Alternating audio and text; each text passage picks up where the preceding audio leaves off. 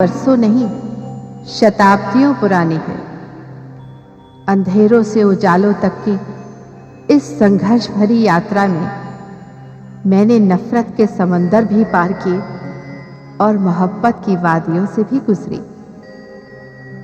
मेरी आगोश में बसने वाले मेरे अपने भी थे और बेगाने भी, मगर मैंने सभी को अपने सीने से लगाया। तभी तो मैं अनेकता में एकता का प्रतीक बन गई और मेरा वजूद हिंदुस्तान का नसीब। आज आजादी की 50वीं वर्षगांठ के शुभ अवसर पर मैं अपने उस अतीत की कहानी सुनाने जा रही हूं जब इतिहास से मेरा परिचय भी नहीं था। सुदूर पुराणों के अतीत में आंखें खोली थी मैंने। तब मेरा नाम दिल्ली नहीं था, सरियानावत था। चंद्रवंशी महाराज ययाति के अधीन थी मैं, मगर असुरों और नागवंशियों के विरोध की अग्नि से झुलस रही थी मैं।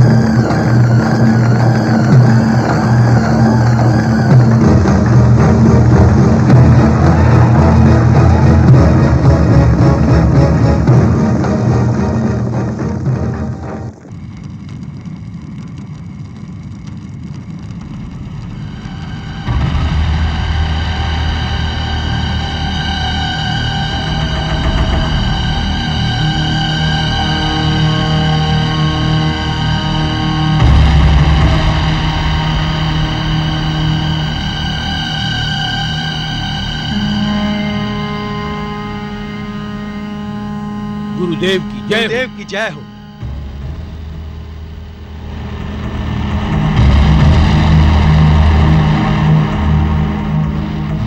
तारक, तक्षक, कहो। गुरुदेव, हमने आर्यों को चुन चुन कर मारा। उनके बच्चों, उनके बूढ़ों, उनकी स्त्रियों पर भी कोई दया नहीं दिखाई। हमने उनके आश्रमों, उनकी कन्याओं, उनकी बस्तियों को स्वाहा कर दिया। बड़ा घमंड था उन्हें अपनी विद्या पर। हमने उनके वेदों को तहस नहस कर दिया। उनके गुरुकुल को अग्नि की भेंट चढ़ा दिया। गुरुदेव, सारे वन में हाहाकार मची हुई थी और वहां उनकी सहायता करने वाला कोई न था। हम अति प्रसन्न हुए जब हम सुनते हैं कि आर्यों पर अत्याचार हुआ। तब हमारी आत्मा आनंद से विभोर उठती है। हमारा संघर्ष आर्यों की संस्कृति से है, उनकी सभ्यता से है, उनके अस्तित्व से है, क्योंकि वे हमारे शत्रु हैं। उन्होंने तुम्हारी सभ्यता पे आघात किया है, तुम्हारी संस्कृति को ध्वस्त किया है, तुम्हारे अस्तित्व को चुनौती दी है और हमें जीने के अधिकारों से वंचित किया है। उन्होंने तुम्हारे साथ घोर अन्याय किया है। तभी मैंने आर्य होकर उनका विरोध किया और तुम्हारे साथ रहने का संकल्प किया। वो यहाँ विद्या और ज्ञान फैलाने नहीं आए। वो तुम्हें शिक्षित करके तुम्हारे रीति रिवाज तुमसे छीन कर तुम्हें अपने अधीन बनाने आए हैं। वो सहनशीलता का उपदेश देकर तुम्हें कायर बनाने आए हैं। और यदि वे अपने लक्ष्य को पा गए तो ऐसा प्रलय आएगा, तुम सब विनाश के अंधकार में डूब जाओगे। नहीं गुरुदेव, हम आपकी आज्ञा का पालन करेंगे। तो जाओ, इतनी हत्याएं करो कि धरती पर केवल आर्यों का रक्त दिखाई दे, आर्य नहीं। ऐसा ही होगा गुरुदेव। आपने अपनी अपार शक्ति से हम असुरों और नागवंशियों को मृत्यु से मुक्त जो कर दिया है। आपने हमें जीवन दान दिया है गुरुदेव। आप हमारे जीवन दाता हैं। हाँ, असुरों और नागवंशियों के लिए जीवनदाता और आर्यों के लिए मृत्युदाता।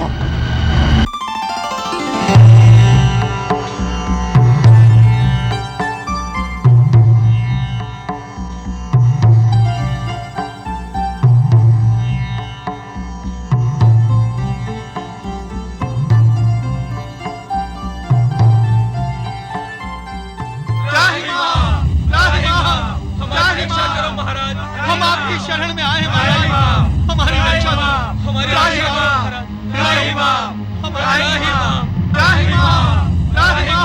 हम आपकी शरण में आए हैं महाराज, हमारी रक्षा करो, हमारी रक्षा करो राजन, हमारी रक्षा करो। हमारी वंदना स्वीकार करें आचार्यजन। ऐसी कौन सी विपत्ति आन पड़ी है? राजन, असुर और नागवंशी हम पर अत्याचार कर रहे हैं। हमारे राज्य में ऐसे सभ्य, विद्वान और आदरणीय लोगों पर इतने अत्याचार बड़े दुर्भाग्य की बात है हमारे लिए। हमारे क्रोध की अग्नि असुरों और नागवंशियों को जलाकर राख कर देगी आचार्यजन। राजन, उन्होंने केवल रक्तपात ही नहीं किया, हमारी स्त्रियों के साथ बलात्कार भी किया है। हमारे आश्रमों, वेदों और समस्त गृहों को जलाकर स्वाहा कर दिया राजन, सब कुछ स्वाहा कर दिया राजन, कुछ नहीं बचा राजन। और सबसे दुर्भाग्य की बात ये थी कि वहां हमारी रक्षा करने वाला कोई नहीं था। हम ब्राह्मण हैं राजन, हम शास्त्र तो उठा सकते हैं परंतु शस्त्र नहीं उठा सकते राजन। शस्त्र उठाना हमारा धर्म है आचार्यजन, वो हम पहले भी उठा सकते थे, किंतु मानवता के आधार पर हमने उन्हें अपने क्षेत्र में रहने का अवसर दिया, जबकि वो हमारी प्रजा भी नहीं है। हम नहीं जानते थे कि वो केवल हमारे ही शत्रु नहीं, अभी तो हमारी सभ्यता और हमारी संस्कृति के भी शत्रु हैं। हम साक्षरता चाहते हैं, हम ज्ञान फैलाना चाहते हैं, और वो अज्ञानी और अशिक्षित रहना चाहते हैं। हम जीवन के नियमों का पालन करते हैं और वो पशुओं की भांति रहना चाहते हैं। हम मां बाप, भाई बहन, पिता पुत्र, छोटे बड़े, गुरु और शिष्य के संबंधों को मानते हैं, और वो संबंधों में विश्वास ही नहीं रखते। हम शांति और प्रेम का संदेश देते हैं, और वो युद्ध और रक्तपात की बात करते हैं। हम दया करते हैं, और वो अत्याचार। किंतु अब उनके अत्याचारों की सीमा समाप्त हो चुकी है। अब हमारी दृष्टि में वो केवल अपराधी हैं, और अपराधियों की शिक्षा है दंड। सेनापति। जी महाराज। सेनाओं को प्रस्थान का आदेश दिया जाए। जो आ गया महाराज।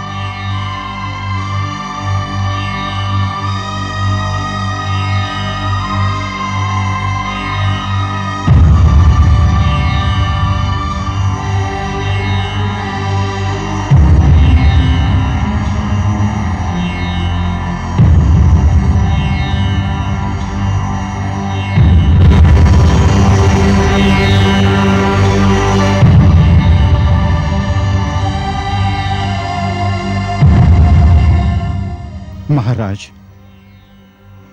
महामंत्री जी, कोई विशेष बात? महाराज, आप अपनी सेना को लेकर सरियाना व्रत की ओर प्रस्थान कर रहे हैं। हाँ, किंतु ये तो हमारी नीतियों के विरुद्ध है। अर्थात? असुरों और नागवंशियों पर आक्रमण करना आर्य संस्कृति के लिए कोई अच्छा उदाहरण नहीं होगा महाराज। युद्ध करना हमारी सभ्यता नहीं है। हम उन पर आक्रमण करने नहीं जा रहे हैं गुरुवर। और फिर युद्ध तो दो देशों की सीमाओं पर लड़ा जाता है। हम तो अपने ही क्षेत्र में बसे हुए नागवंशियों और असुरों को उनके अत्याचारों के अपराध का दंड देने जा रहे हैं। जब कोई व्यक्ति अपराध करता है तो उसे न्यायिक कारागार में डाल दिया जाता है, और जब कोई समूह अपराध करता है तो उसे अनुशासित करने के लिए राजशक्ति का प्रयोग करना ही पड़ता है। यह दंड उनके लिए इसलिए भी आवश्यक है कि उनको पता चले कि अनुशासन क्या होता है, व्यवस्था क्या होती है, समाज क्या होता है, रिश्तों और संबंधों का मोल क्या होता है। कुराज को समाप्त करके सुराज की स्थापना करना, यही तो राजा का धर्म है। हम उनको अज्ञानता के अंधकार से निकालकर ज्ञान के प्रकाश में लाना चाहते हैं। महामंत्री, राजा केवल शासक नहीं होता, अभिभावक होता है, पिता होता है। हमारा प्रयत्न तो यही होगा कि वो अत्याचार की भाषा भूलकर प्रेम की भाषा सीखे। ये शिक्षा आप ही ने दी है गुरुवर। क्षमा कीजिए महाराज, आप सत्य कह रहे हैं। इस दृष्टिकोण से इस बात को मैंने सोचा ही नहीं था। यदि अनुशासन का पालन नहीं होगा तो एक सभ्य समाज की रचना कैसे होगी, संस्कृति की रक्षा कैसे होगी। महाराज, आपके इस अभियान की सफलता के लिए मैं आपको हृदय से आशीष देता हूं। अब आप विश्राम कीजिए, कल प्रातः काल आपको सेना के साथ प्रस्थान करना है।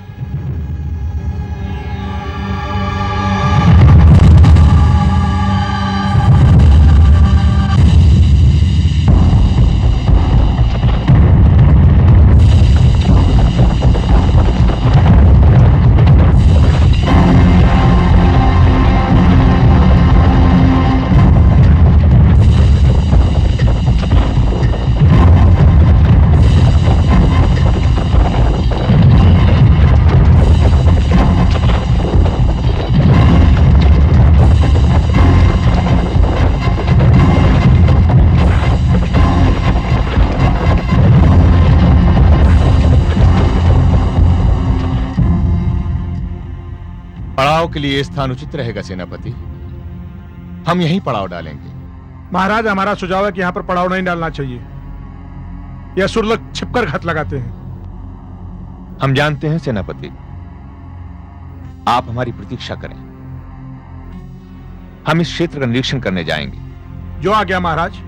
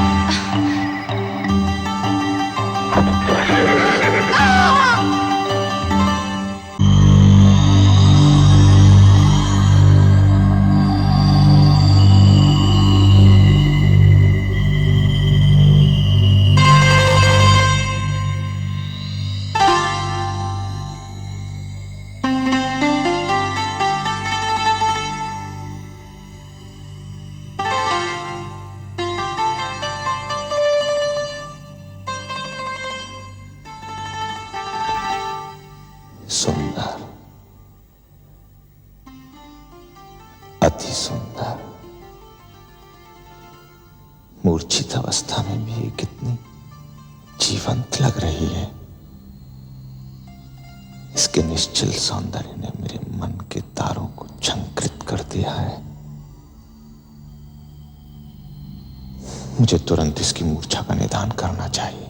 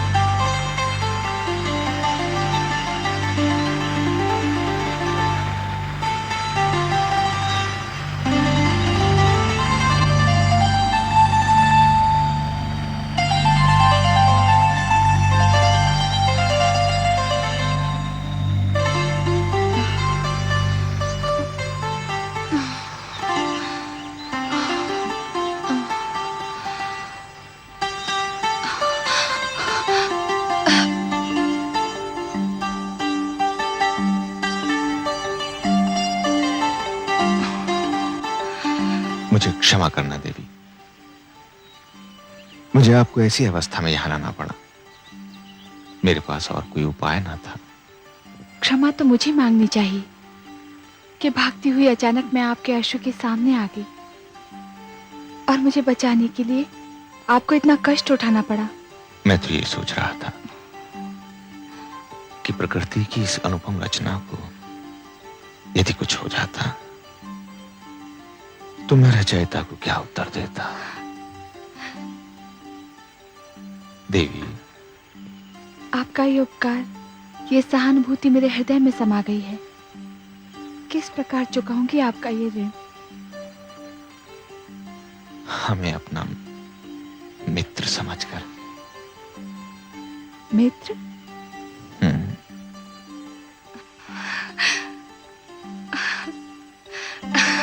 पुनः भेंट होगी। मैं कल भी यही प्रतीक्षा करूंगा।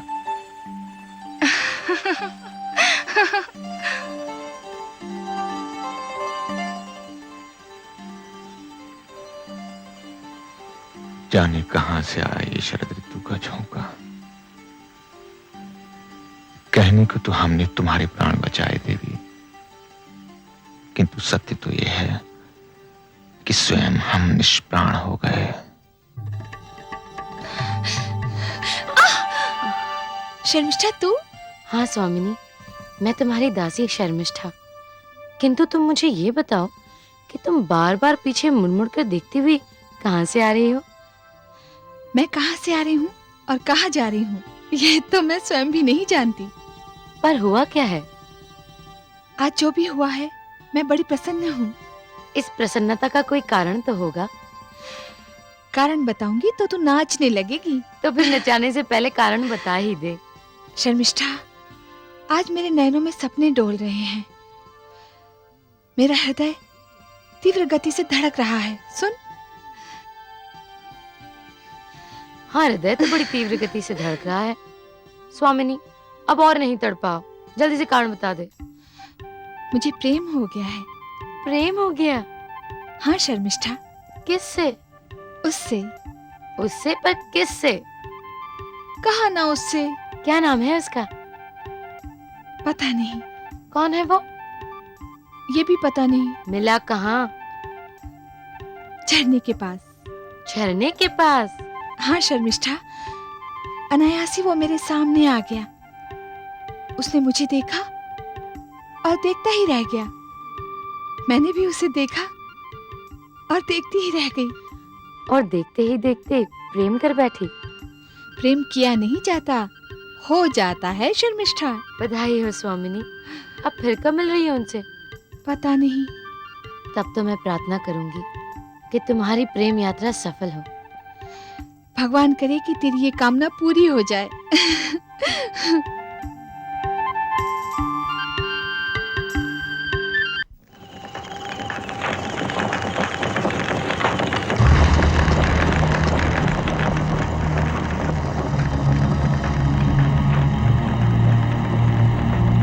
गुरुदेव की जय हो। क्या समाचार लाए हो?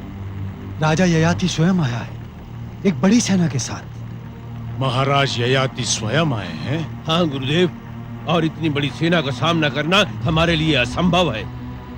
असंभव नहीं, संभव है। डरो नहीं।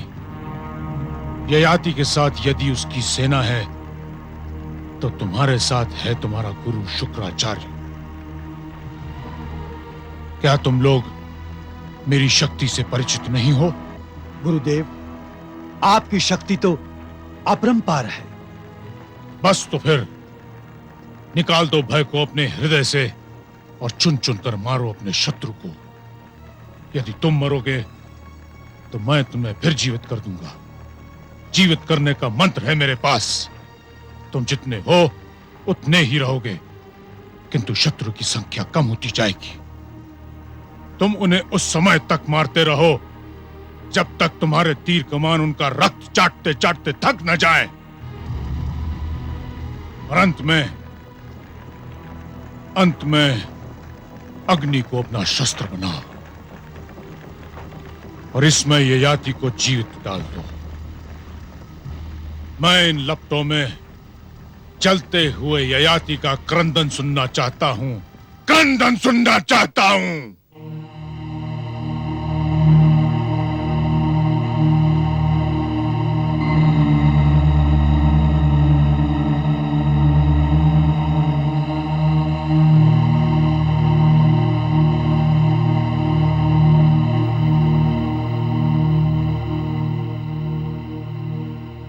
महाराज की जय हो। निरीक्षण कराए महाराज? हाँ। तो हम आक्रमण की तैयारी कर ले महाराज? नहीं सेनापति, आक्रमण करने से पहले तुम गुरु शुक्राचार्य के पास जाओ और उन्हें हमारा आदेश सुना दो। जिन अपराधियों ने सरयानावत में आतंक फैलाया था, निर्दोषों की हत्या का अपराध किया था, वो सभी हमारे समक्ष आके आत्मसमर्पण करते हैं। हम केवल उन्हीं को उचित दंड देंगे जो अपराधी हैं। क्षमा कीजिए महाराज, आप तो उन्हें चेतावनी दे रहे हैं, हमें तो उन पर आक्रमण कर देना चाहिए। चेतावनी नहीं सेनापति, हम उन्हें एक अवसर दे रहे हैं। यदि 100 अपराधी हमारे दंड से बच जाएं, तो न्याय की ये दुर्बलता हमें स्वीकार्य है, किंतु एक भी निर्दोष यदि दंड की चपेट में आ गया तो न्याय के माथे पर वो कलंक होगा जो असहनीय है।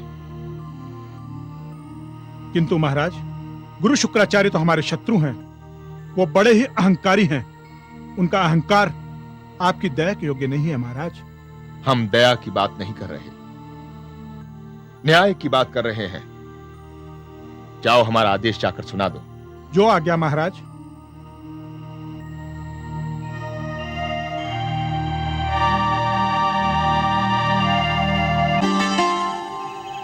तुम सब इतना जान लो, शत्रु बड़ा शक्तिशाली, चतुर और युद्ध कौशल में निपुण है।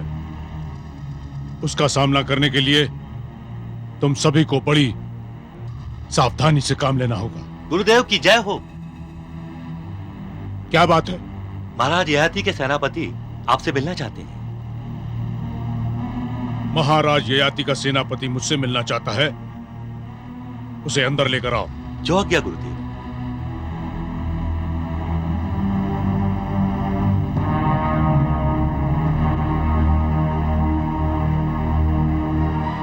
प्रणाम गुरुवर। आज्ञा दीजिए गुरुदेव, इसे यहीं समाप्त करके इसके शव को ययाति के यहाँ भेज दें। तुम ऐसा नहीं कर सकते। ये महाराज ययाति का दूत है। इस पर आक्रमण करना या इसकी हत्या करना युद्ध नियमों के विरुद्ध होगा। नहीं मानता मैं युद्ध के ऐसे नियमों को। किंतु हमारा आदेश तुम्हें मानना होगा। कहिए सेनापति। महाराज ययाति का आदेश है कि जिन अपराधियों ने सराना व्रत में आतंक फैलाया था, निर्दोष व्यक्तियों का रक्त बहाया था, वो सब महाराज ययाति के सामने अपना आत्मसमर्पण कर दें। कौन होता है ययाति हमें आदेश देने वाला? यहां कोई अपराधी नहीं है। किसी ने भी किसी निर्दोष का रक्त नहीं बहाया है। ये क्षेत्र हमारा है, हम यहां स्वतंत्र हैं। यहां यदि किसी का आदेश चलता है तो केवल शुक्राचार्य का। जाकर कह दो अपने महाराज से, हम उसके आदेश को ठोकर मारते हैं। परिणाम जानते हैं आप? परिणाम की चिंता हमें नहीं, तुम्हें करनी चाहिए। महाराज नहीं चाहते थे कि अपराधियों के साथ निर्दोष भी मारे जाएं, किंतु अब युद्ध होगा। हमारी विशाल सेना भौंडर की भांति छा जाएगी इस क्षेत्र पर, और हमारी शक्ति के आगे असुर तिनकों की तरह उड़ जाएंगे। अब भी समय है, मान जाइए गुरु शुक्राचार्य। आप नहीं जानते कि हम कितने शक्तिशाली हैं। ठहरो सेनापति।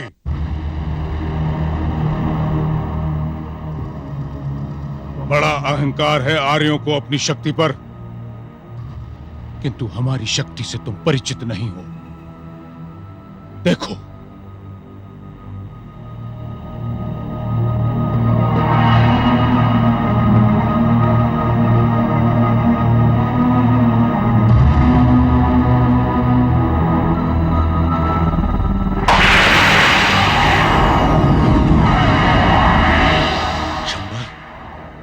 गुरुदेव, ये आपने क्या किया?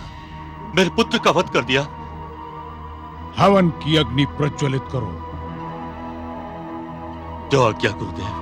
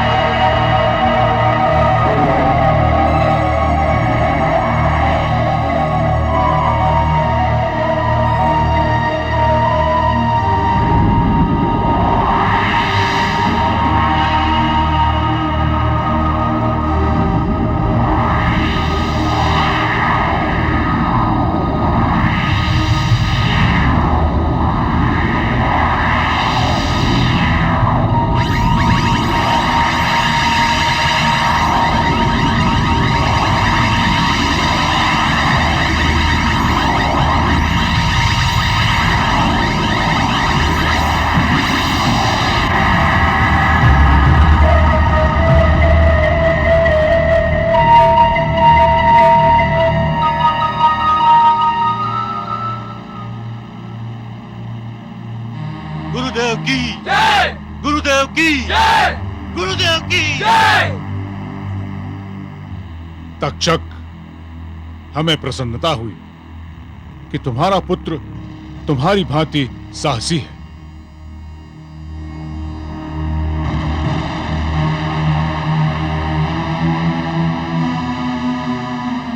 सेनापति, जाओ और अपने महाराज से कह दो कि अपनी शक्ति पर इतना अहंकार न करें, क्योंकि आर्यों की शक्ति जहां समाप्त होती है, शुक्राचार्य की शक्ति वहां से प्रारंभ होती है। जाओ।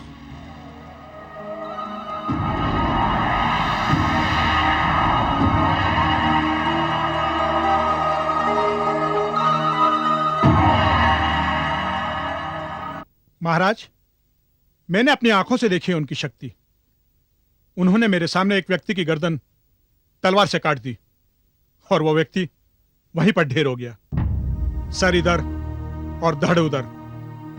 फिर गुरु शुक्राचार्य ने अग्नि के सामने बैठकर मंत्र शुरू किए और देखते ही देखते वो व्यक्ति फिर से जीवित हो गया।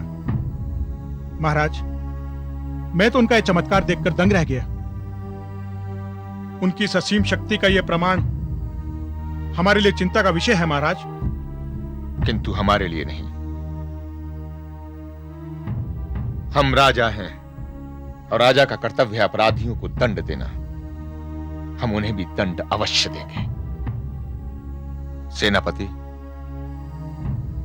इस चमत्कार से आपको भी भयभीत होने की आवश्यकता नहीं है। युद्ध कौशल में निपुण जब हमारी सेनाएं उन असुरों का सर काटती हुई आगे बढ़ेंगी, तो उनमें से एक सर शुक्राचार्य का भी होगा। तब हम देखेंगे वो कितने शक्तिमान हैं। वो अपने आप को जीवित नहीं कर पाएंगे।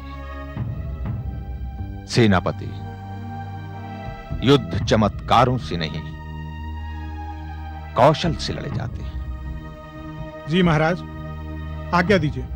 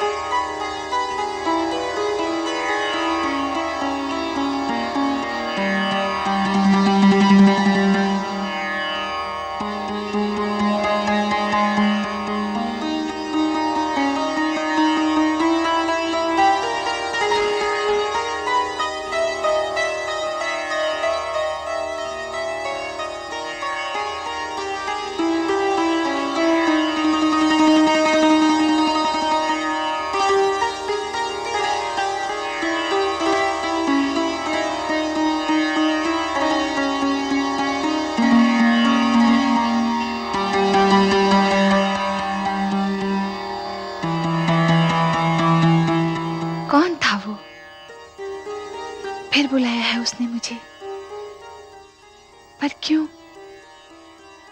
मैं नहीं जाऊंगी, नहीं जाऊंगी।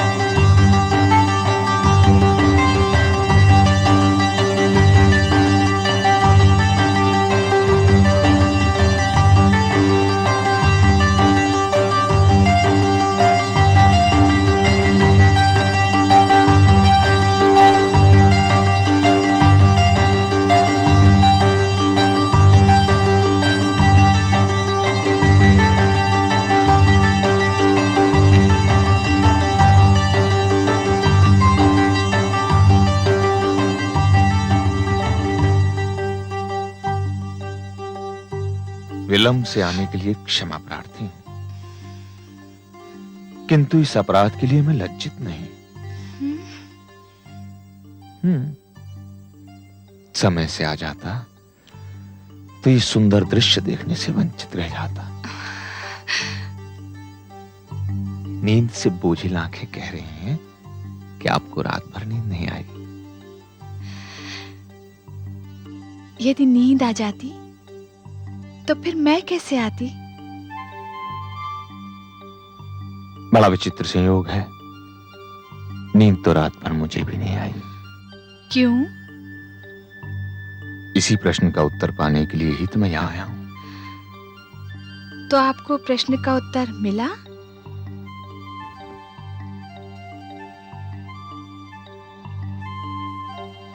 इस प्रश्न का उत्तर तो तुम स्वयं हो। जो स्वयं एक प्रश्न बनकर रह गया हो, वो उत्तर कैसे हो सकता है?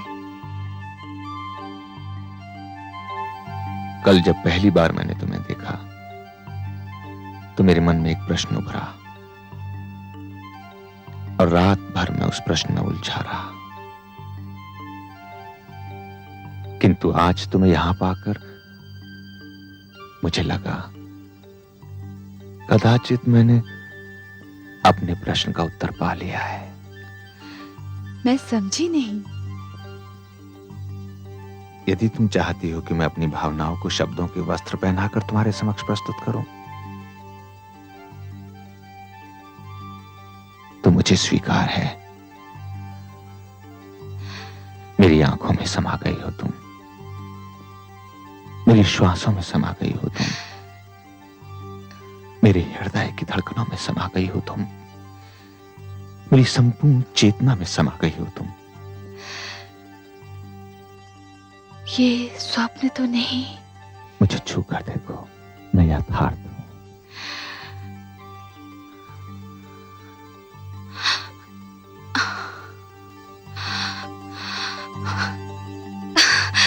सुनो, अब तुम मुझे प्रश्न बनाकर कहां जा रही हो?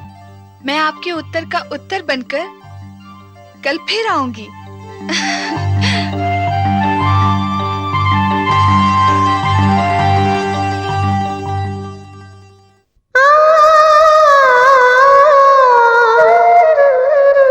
न अब इस देश की धारे को कोई मोड़ पाएगा, न इसको बांट पाएगा, न इसको तोड़ पाएगा।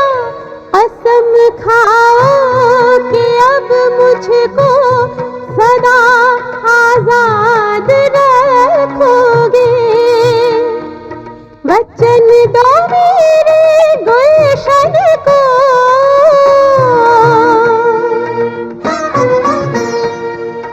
वचन दो मेरे गुलशन को